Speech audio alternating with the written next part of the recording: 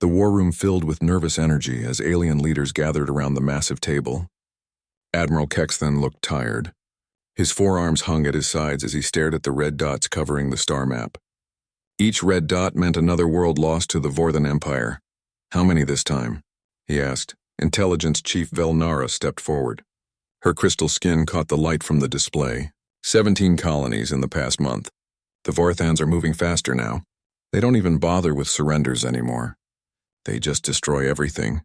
The other species leaders sat quietly. Commander Zixara of the Manthari clicked her mandibles nervously. Her insect features showed worry. The Aquarians moved their tentacles in slow, sad patterns.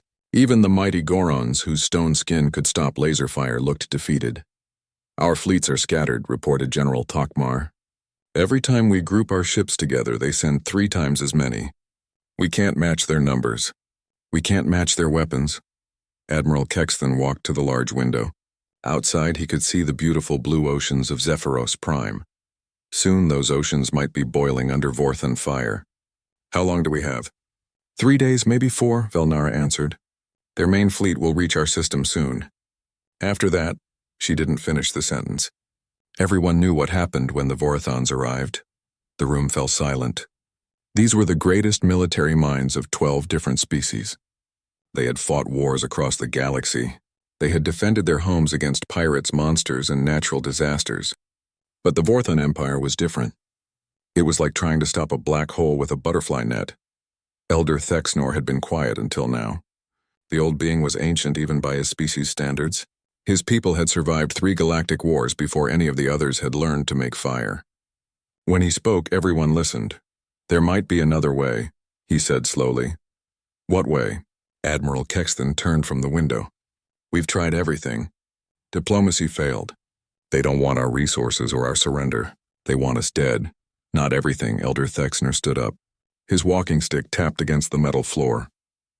There are old texts in the archive, very old. They speak of a ritual that could summon help from beyond our galaxy. Commander Zixara laughed, but it sounded hollow. Magic, we're going to try magic now? Not magic. Science we don't understand yet. Elder Thexnor moved toward the door. The texts describe a species that lives in the dark spaces between galaxies. They call them the apex hunters. The perfect predators. And you think they would help us? General Thokmar asked. Why would creatures like that care about our war? Elder Thexnor stopped at the door. Because according to the texts, they hate bullies more than they love peace. They are called by another name in the old language, he paused. Humans. The word sent a chill through the room. Every species had legends about humans. Stories told to children to make them behave. Tales of creatures so violent that they made war an art form. Beings who came from worlds so dangerous that surviving childhood made them unstoppable as adults. Humans are myths, Velnara said, but her voice shook slightly. The Vorthans don't think so, Elder Thexnor replied. I've studied their cultural files. They have strict orders never to explore certain areas of space, areas where human ships might be found. They fear something out there. Admiral Kexthan felt a strange mix of hope and terror. What would this ritual require? Artifacts from each species. Items that carry our life force, our memories, our essence. The texts say the summoning circle must be built in the deepest part of our world, where the planet's heart beats strongest. This is madness, General Thokmar said. We're talking about summoning creatures from legend. Even if they exist, even if the ritual works, what makes you think we can control them? Elder Thexnor smiled, but it was not a happy expression. We can't control them. That's the point. The texts are very clear about this. Humans cannot be controlled, cannot be reasoned with, cannot be stopped once they decide to fight. They are chaos given form. And if they decide we're the enemy? Commander Zixara asked. Then we die quickly instead of slowly, Elder Thexnor answered. But if they decide the Vorthans are the bigger threat. He left the sentence hanging. Admiral Kexthan looked around the room. These were good people, beings who had spent their lives protecting others. Now he was asking them to risk everything on an ancient story, and the hope that legendary monsters might save them. The ritual, he said finally. How long would it take? 2 days to gather the artifacts. Half a day to prepare the summoning circle. If we start now, we might be ready when the Vorthan fleet arrives. And if it doesn't work, Elder Thexnor tapped his walking stick against the floor 3 times. Then we die knowing we tried everything. But if it does work, He looked at each leader in turn. The texts say humans have a saying. The only thing necessary for evil to triumph is for good beings to do nothing. Perhaps it's time to do something. Admiral Kexthon made his decision. Commander Zixara, gather your hive's bio-neural networks. General Thokmar, I need your people's Earthstones. Felnara, bring the memory crystals from the archive. Everyone else, contribute whatever your species considers most sacred. The leaders began to move, each carrying the weight of their people's survival. As they filed out, Elder Thexnor remained behind with Admiral Kexthon. Are you certain about this? The Admiral asked. No, Elder Thexnor admitted. The texts are old and some parts are unclear. But they all agree on one thing. When humans fight, they don't fight for victory. They fight for survival, and when they fight for survival, they become something that nightmares fear. Outside the window, the first Forthan scout ships appeared at the edge of the system. Soon the real fleet would follow. Admiral Kexthon watched the enemy ships and made peace with what they were about to do. Elder, he said softly, what if we're about to make the biggest mistake in galactic history? Elder Thexnor was already walking toward the archive chambers. Then at least it will be remembered as the most interesting mistake in galactic history. The preparations began immediately. In deep chambers beneath the planet's surface, ancient machinery hummed to life for the first time in millennia.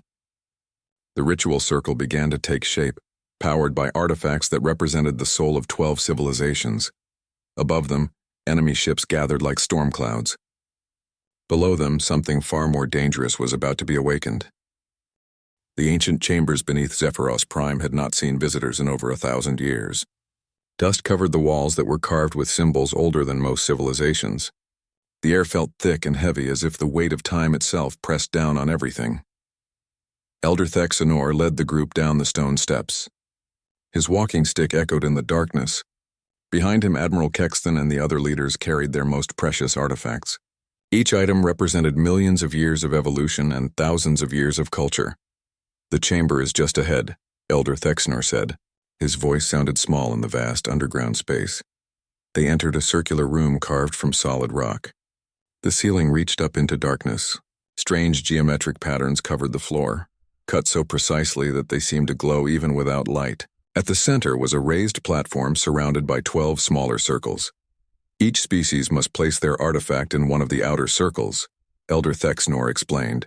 The patterns will focus our combined life energy and send it across the void between galaxies. Commander Zixara placed her bio-neural network in the first circle. The organic computer pulsed with soft light, carrying the memories of her entire hive. This contains the thoughts of 10 million Manthari. Our hopes, our fears, our dreams of survival. General Thokmar set down his Earthstone next. The massive rock had been formed in the heart of a dying star. This stone has witnessed the birth and death of worlds. It carries the strength of the Goron people. One by one, each leader placed their artifact. Aquarian memory crystals that held the songs of their deepest oceans. Zephyrian time stones that had measured the age of the universe. Technology so advanced it seemed like magic, and magic so old it had become science. The ritual requires one more thing, Elder Thexnor said as the last artifact was placed. A focus. Someone must stand at the center and call across the void. Someone must speak for all our species. I'll do it, Admiral Kexthon stepped forward. No. Elder Thexnor shook his head. It must be someone who has nothing left to lose. Someone who can speak with true desperation. The humans will only answer if they sense genuine need. Admiral Kexthon realized what the elder meant. You're going to do it yourself. I am old. My people are gone, destroyed in the last war. I am the last of my species, and when I die, our entire civilization dies with me. Elder Thexnor moved to the center platform. I can speak with the voice of the truly desperate. The artifacts began to glow as ancient machinery awakened. The geometric patterns on the floor lit up one by one. Energy flowed between the circles, creating a web of power that made the air itself hum with electricity. The portal is forming, Felnara reported, reading from instruments she barely understood. Energy levels are increasing beyond our measurement systems. Elder Thexnor raised his arms toward the ceiling. The symbols on the walls began to glow brighter. His voice rose above the growing noise of the machinery, speaking words in a language that predated recorded history. Hear us, children of the void, he called. We are the last free people of this galaxy. We stand against tyranny and face extinction. We call to those who know what it means to fight impossible odds. We call to those who refuse to surrender. We call to the humans. The chamber shook. Cracks appeared in the ancient stone walls. The artifacts blazed with light so bright it hurt to look at them. The air in the center of the room began to twist and bend, creating a hole in space itself. Energy spike, Velnara shouted over the noise. The portal is tearing through multiple dimensions. Something is coming through. The hole in space grew larger. Through it, they could see stars that were not from their galaxy, worlds that spun around alien suns, and something else. Something moving toward them through the cosmic darkness. The first sign was a voice. Human words carried across impossible distances, speaking in a language none of them recognized but somehow understood. What the hell? A figure tumbled through the portal and crashed onto the stone floor. The beings who had summoned him stepped back in shock. This was a human? This small, soft-looking creature with no visible weapons or armor? The human rolled to his feet with smooth, practiced movements. His eyes moved quickly around the room, taking in every detail. He counted the exits, identified potential threats, and measured distances to cover. All of this happened in the space of a single heartbeat. His name was Jake Collins, though they would not learn this for several minutes. He had been drinking coffee in a small cafe in Seattle when reality decided to relocate him to another galaxy. The transition had not improved his mood. "Nobody move," Jake said, backing toward a wall. His voice was calm but carried a tone that made 12 different species of warrior freeze in place. "I don't know what kind of alien abduction thing this is, but I want answers. Now." Elder Thexnor stepped forward carefully.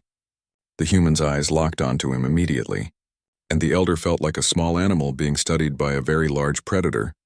"Human Jake Collins," the elder began, using the universal translator to convert his words. "We have brought you here in our time of greatest need. Our worlds face destruction by an empire that seeks to kill all free life in this sector. We need your help." Jake stared at him for a long moment. "My name is Jake. How do you know my name? And what makes you think I'm going to help you with anything? I don't even know where I am." "You are on Zephyros Prime in what your people would call the Andromeda Galaxy," Admiral Kexton said. "We summoned you through ancient technology.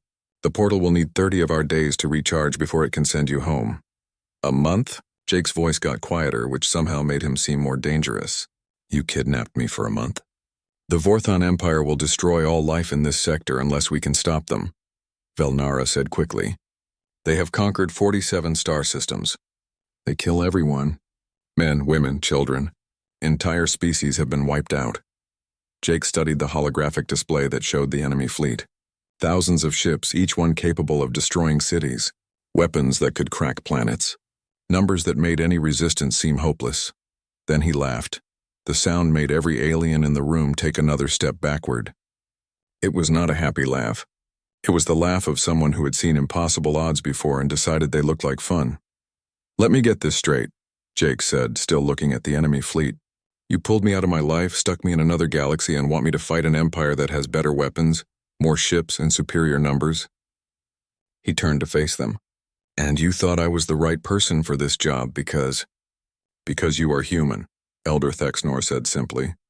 "Because your species does not know how to surrender. Because when you are cornered, you become something that even predators fear." Jake nodded slowly. "You know what the funny thing is?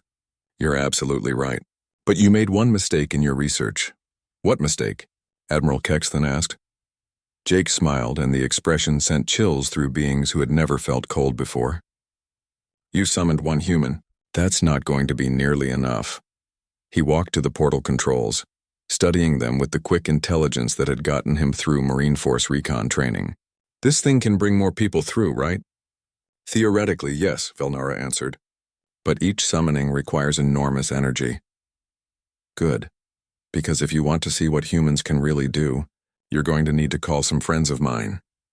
Jake cracked his knuckles, a sound that made Commander Zixara's mandibles click nervously. Time to even the odds. Outside, Vorthon scout ships moved closer to the planet. They had no idea what was about to be unleashed upon them. In the ancient chamber, a human began to plan a war that would be remembered across the galaxy. The summoning had worked. Now came the hard part. Jake Collins stood with his back to the stone wall, watching 12 different species of alien watch him back. His marine training had kicked in the moment he hit the ground. Rule 1, assess the threat. Rule 2, secure your position. Rule 3, gather intelligence. The threats were obvious. Forearms looked military. The bug lady could probably move fast. Crystal Woman was definitely the tech specialist. The old guy with the walking stick seemed to be in charge, which made him the most dangerous. So let me understand this, Jake said, keeping his voice calm. You guys are at war with some empire that wants to kill everyone. Your fleets are losing. Your worlds are burning. And your brilliant plan was to kidnap a random human and ask him to fix everything? You are not random, Elder Thexnor replied. The summoning circle was designed to find the right person. Someone with the skills we need. Someone who has faced impossible odds before. Jake thought about his last mission in Afghanistan. His squad had been surrounded by insurgents in a valley with no way out. The odds had been 30-1 against them. They had won by doing things that weren't in any military manual. What makes you think I'll help you? He asked. Admiral Kexthan stepped forward. His forearms moved in what looked like a peaceful gesture. Because you are human, and humans protect the innocent. Humans also look out for themselves first. Jake studied the holographic display again. The enemy fleet was massive. What's in it for me? We will return you to your world when this is over, Belnara said. With our eternal gratitude. And if I refuse? The aliens exchanged looks. Finally, Elder Thexnor spoke. Then you will die with us when the Vorathons arrive. The portal cannot be activated for 30 days. You are trapped here whether you help us or not. Jake had to admit the old guy had a point. He was stuck here until the portal recharged. Might as well make the best of it. Besides, he had never liked bullies. And an empire that killed entire species definitely qualified as bullies. Show me everything, he said. I want to know about these Vorathons. I want to know about your military capabilities. I want to know why you're losing. The next few hours were like drinking from a fire hose. The aliens shared their intelligence files, tactical reports, and battle records. Jake absorbed it all with the focused intensity that had made him one of the best recon marines in his unit. The Vorthan Empire was old and powerful. They had conquered dozens of galaxies over millions of years. Their military doctrine was simple. Overwhelming force, total destruction, no survivors. They didn't want territory or resources. They wanted empty space where they could expand without resistance. They're not warriors, Jake realized. They're exterminators. They don't fight battles, they just eliminate problems. What is the difference? Commander Zixara asked. Warriors can be beaten. Exterminators can be outsmarted. Jake pulled up the tactical displays. You've been fighting them like this is a war. It's not. It's pest control and they think you're the pests. The Alliance forces were impressive in their own way. 12 different species with unique technologies and abilities. But they fought as separate armies, each using their own tactics. The Menthari relied on swarm attacks. The Gorons preferred defensive positions. The Aquarians used fluid battle formations. You're fighting 12 different wars against one enemy, Jake observed. No wonder you're losing. Our species have different fighting styles, General Thokmar protested. We cannot simply abandon thousands of years of military tradition. Your traditions are getting you killed. Jake stood up and walked to the display controls. The Vorathans study your patterns. They know exactly what each species will do in battle. You're predictable. He manipulated the holographic display, showing how Vorthan forces had adapted to each species' tactics. Look at this. Every time the Manthari attack in swarms, the Vorathons deploy area effect weapons. When the Gorons form defensive positions, they use siege tactics. They've got you figured out. What do you suggest? Admiral Kexthon asked. Jake grinned. It was not a pleasant expression. Human tactics. We don't fight fair. We don't follow rules. We adapt, improvise, and overcome. And most importantly, we make the enemy fight our fight, not theirs. The portal can bring more humans through, Elder Thexanor said, but it requires enormous energy. We can manage perhaps 2 more summonings before the system overloads. 2 is perfect. Jake was already thinking about who he needed. I want Beth Murphy, Navy Tactical Officer, best strategic mind I know, and Roy Kim, Army Rangers, specializes in impossible situations. You know them, Belnara asked. We serve together. Different branches, same mission. If anyone can help turn this around, it's them. The second summoning brought Lieutenant Commander Beth Murphy through the portal, with considerably more cursing than Jake had managed. She landed in a combat role, came up ready to fight, and immediately started yelling at Jake. Collins, what did you do? One minute I'm reviewing deployment schedules, the next minute I'm falling through some kind of space-time vortex. Welcome to the war, Murphy. Jake helped her to her feet. Hope you brought your thinking cap, because we've got about 12 hours to figure out how to beat an empire. The third summoning produced Captain Roy Kim, who came through the portal already reaching for weapons that weren't there. He took one look around the room, counted the exits, identified the aliens as non-threats, and turned to his fellow humans. Please tell me you didn't volunteer us for another impossible mission. Jake, worse, they drafted us. Within an hour, the 3 humans had taken over the military command center. The alien leaders watched in fascination and growing concern as the humans worked together with the smooth efficiency of a machine built for one purpose: winning. Beth had connected to the strategic planning systems, her Navy training adapting to alien technology with frightening speed. Roy was studying the enemy battle records, looking for patterns and weaknesses. Jake coordinated between them while learning everything he could about their available resources. Okay, people, Beth announced. Here's what we're dealing with.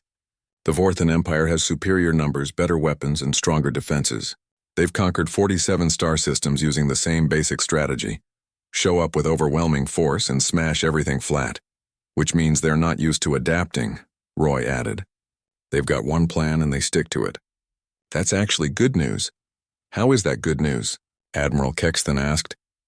Jake looked up from the resource lists he was studying.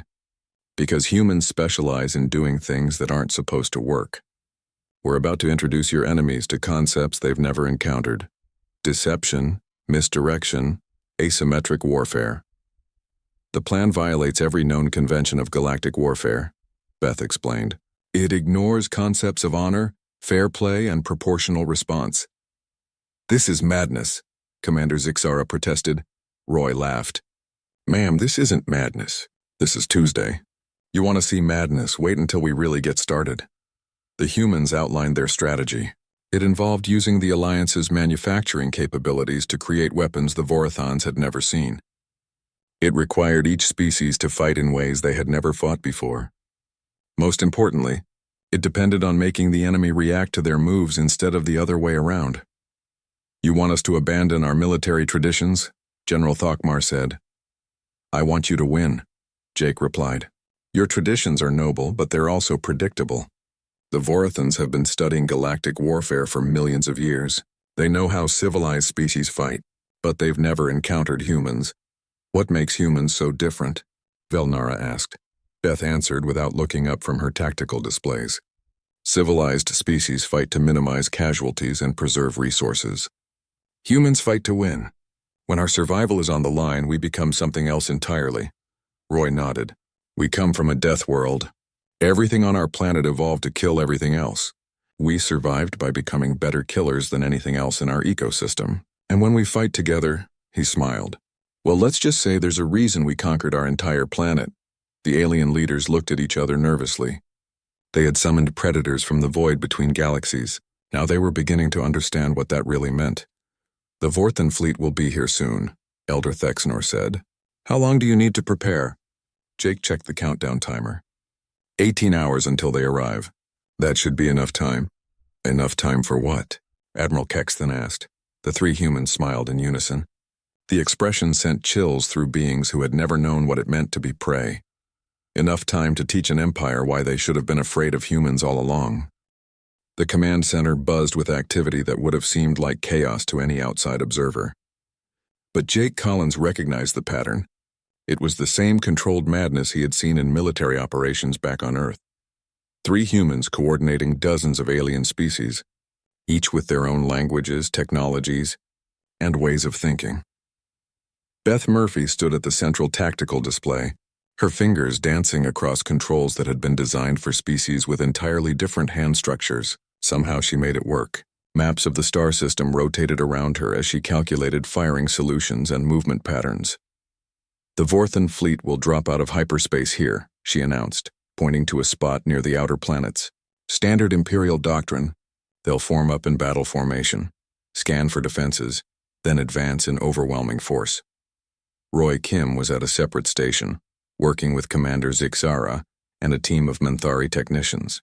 How fast can your bioships reproduce? He asked. Under normal conditions, 3 days for a full combat unit, Zixara replied. But we do not have 3 days. What about emergency reproduction? Cut life support, skip non-essential systems, focus everything on movement and basic weapons. The Manthari commander clicked her mandibles thoughtfully. 12 hours. But they would be suicide units. 1 mission and they die. Perfect, Roy said, and Zixara stepped back at the intensity in his voice. How many can you make? Meanwhile, Jake coordinated with the other species leaders. General Thokmar's Gorons were the best miners in the galaxy. Their equipment could hollow out asteroids in hours. The Aquarians had manufacturing ships that could build complex devices using raw materials and memory patterns. I need every piece of space debris in the system turned into a weapon, Jake explained. Asteroids, dead moons, shipwrecks, everything. Can your people do that? It is possible, General Thokmar said slowly. But it would require us to abandon our defensive positions. Goron doctrine is to fortify and hold ground. Goron doctrine is about to get your people killed, Jake replied. The Vorathans have siege weapons that can crack continents.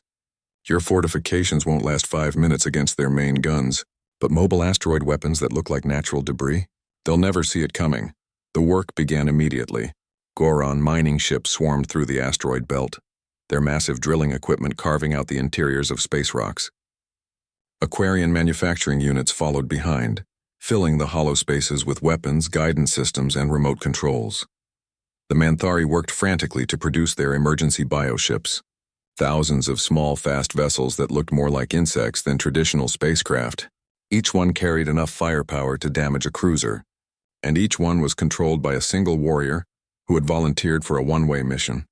This is not how civilized species wage war, Admiral Kexthan observed, watching the frantic preparations.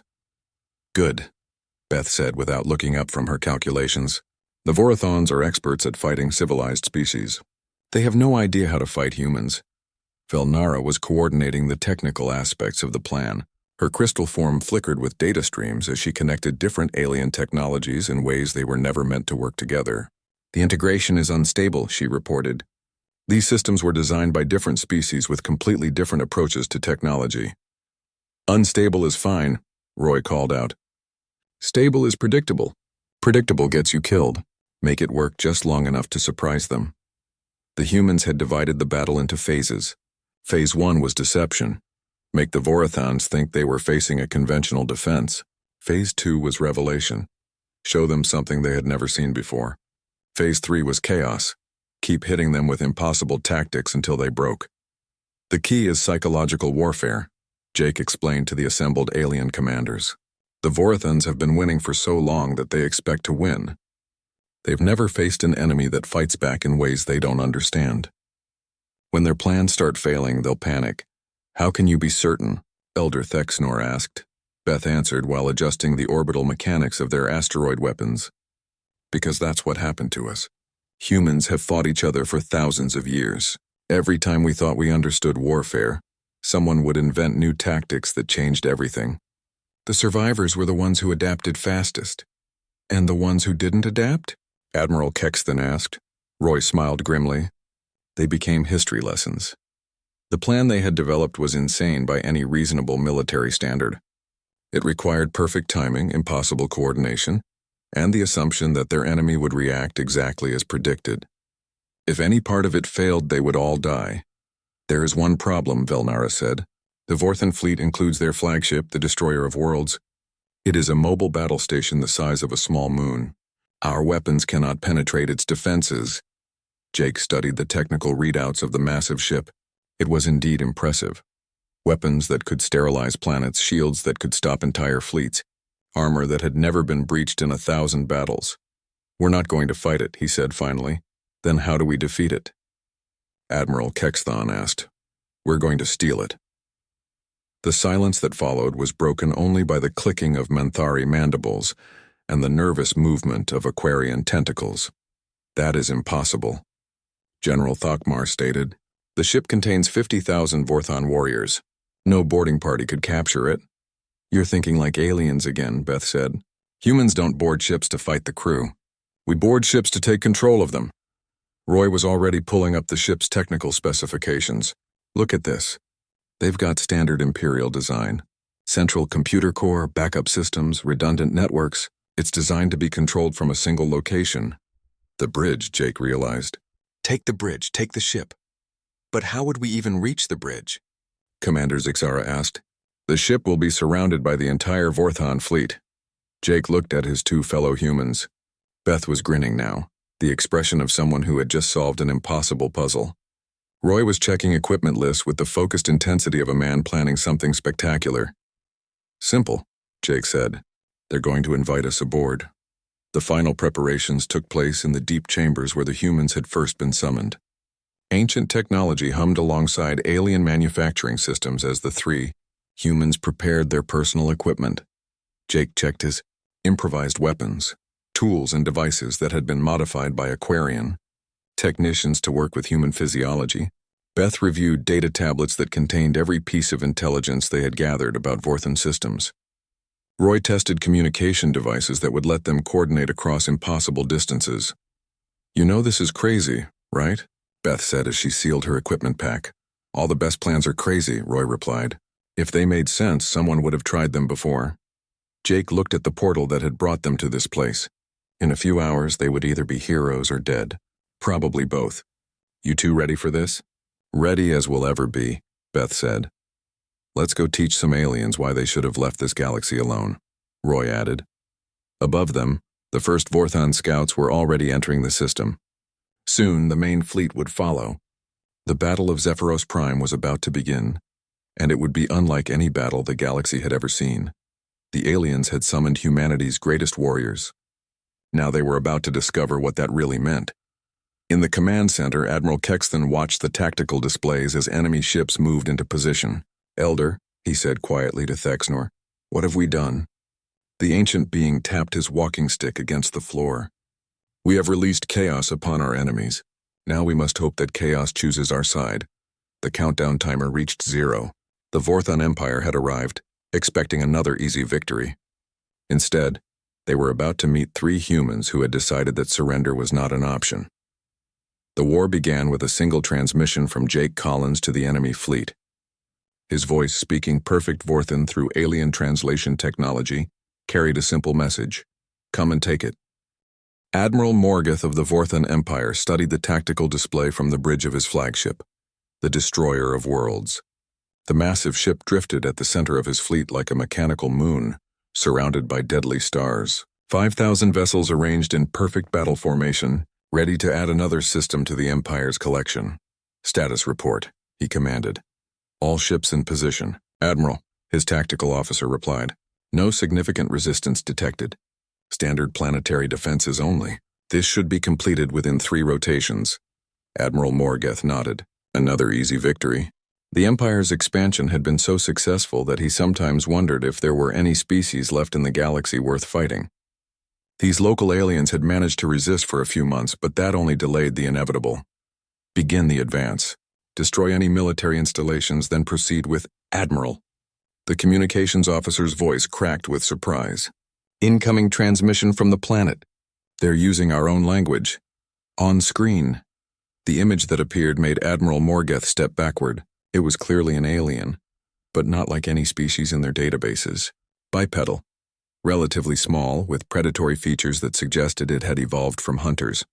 But it was the eyes that disturbed him. Cold, calculating, completely unafraid. Attention, Vorthon Empire forces, the creature said in perfect Vorthon syntax. You are in violation of the territorial sovereignty of the United Galactic Alliance. You have 30 seconds to withdraw, or we will demonstrate why your ancestors were wise to fear the darkness between stars. Laughter echoed through the bridge. Admiral Morgoth's officers found the threat amusing. One small alien threatening the might of the Empire? It was almost insulting in its absurdity. Admiral, the tactical officer said, still chuckling. Should we destroy their communication array? Do it. Show them what happens to those who... Sir, we can't locate the transmission source. Admiral Morgoth frowned. What do you mean you can't locate it? The signal is coming from everywhere and nowhere. It's like it's being bounced through our own communication network. That was impossible. The Empire's communication systems were encrypted, hardened against interference. No primitive alien technology could penetrate their networks. Timer's up, the alien announced. By the way, that's not a communication array you've been shooting at. That's a sensor beacon. And those aren't asteroids around your fleet. Admiral Morgeth spun toward the tactical display. The asteroids that had been drifting peacefully through the system were moving. Not drifting, moving, with purpose. Evasive action, he shouted, but it was already too late. The first wave of improvised weapons struck the outer perimeter ships. What had appeared to be simple space debris revealed itself as sophisticated guided missiles, each one packed with enough explosive power to cripple a cruiser. Dozens of vessels disappeared in brilliant flashes of light, but that was just the beginning. The Manthari bioships swarmed out from behind the planet's moons, thousands of living vessels that moved like schools of fish. They were too small for the Empire's heavy weapons to target effectively, but each one carried plasma charges that could burn through military-grade armor. "Sir, they're inside our formation," the tactical officer reported. "Casualties mounting. We're losing ships faster than we can count. Return fire. All weapons." The Imperial fleet opened fire with devastating force. Energy beams that could melt mountains lanced out toward the attacking swarm. But the enemy was no longer where they had been when the weapons fired. The bioships moved in impossible patterns, seeming to anticipate where the shots would go and already moving out of the way. "How are they doing that?" Admiral Morgeth demanded. The answer came from an unexpected source. His own navigation officer turned from his station with a look of pure terror. "Sir, there's something in our computer network. It's not code, it's not a virus, it's like the system is thinking for itself." Jake Collins smiled as he worked his way through the Imperial fleet's network. The Aquarian memory crystals had given him access to computer systems beyond anything Earth had ever developed. He could process information at superhuman speeds, think in multiple dimensions simultaneously, and coordinate thousands of variables in real time. The Vorathons had built their network to be impenetrable from the outside. They had never considered the possibility of someone getting inside and turning their own systems against them. Every shot their ships fired was tracked, analyzed, and predicted. The targeting information was fed to the bioships, allowing them to avoid attacks that hadn't even been fired yet. Meanwhile, Jake was quietly taking control of secondary systems throughout the fleet. Life support fluctuations, gravity generators going offline at random intervals, navigation systems providing incorrect coordinates. Nothing fatal, just enough to create confusion and fear. "Admiral, we're receiving multiple distress calls," the communications officer reported. "Ships throughout the fleet are reporting system failures, unexplained malfunctions, and..." He paused, listening to his headset. "Sir, the crew of the heavy cruiser Victorious reports that their own ship is trying to kill them." Admiral Morgeth felt the first flutter of something he had not experienced in decades. Doubt. This was not how battles were supposed to proceed. The Empire's enemies were supposed to form neat battle lines and be destroyed in orderly fashion. They were not supposed to fight like this. "Where is their fleet?" he demanded. "Where are their capital ships?" "Unknown, sir. Our sensors detect thousands of small craft, but no major vessels. That was because Beth Murphy had decided not to fight the enemy fleet at all. While the bioships and asteroid weapons created chaos and confusion, she was implementing the real attack. Every piece of space debris in the system had been turned into a kinetic projectile, launched at carefully calculated trajectories. The Vorathons were experts at dealing with energy weapons and explosive missiles. They had never faced an attack from simple rocks moving at relativistic speeds. The first asteroid struck the Imperial flagship's starboard shield array. The impact was equivalent to a small nuclear weapon, but the shields held. The second asteroid hit 3 seconds later. The third followed immediately after, shield generators overloading, the engineering officer reported.